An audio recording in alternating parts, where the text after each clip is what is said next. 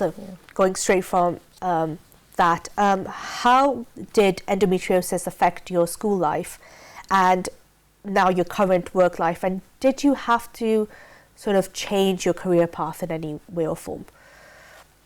You go on? Yeah, so as I said to you earlier, it does affect. It did affect my school life tremendously. It affected my confidence because I was always worried about leaking onto my clothes from my heavy flow, or not being able to do sports at certain times, etc., and having to travel on a bus to and from school and standing up. I was constantly worried all the time, so my confidence was very low, and I think that did have a knock-on effect on my social life and my work life later.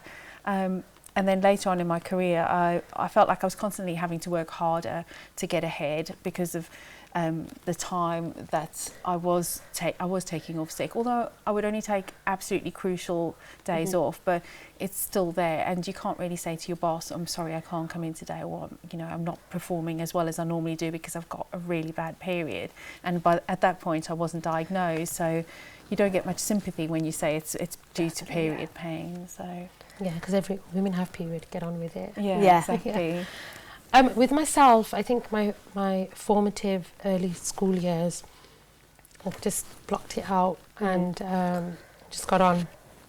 Very similar to you there. Got through, you have a period, you want to see the doctor, it's normal. Your parents, your family, not parents, my mother, my siblings around me, other women around me who are having, and young girls having period, they're just getting on with it, get on with it, what's the problem? And so I just kind of like rode through like that. When you talk about how it affected work, I'm a workaholic, and anybody who knows me knows that I'm a workaholic. And in my workplace, it started to affect me in that I wasn't able to perform to the standard that I would perform, and I started taking time off, where I'm the kind of person who never would take time off, work round the clock 7 days a week if I had to.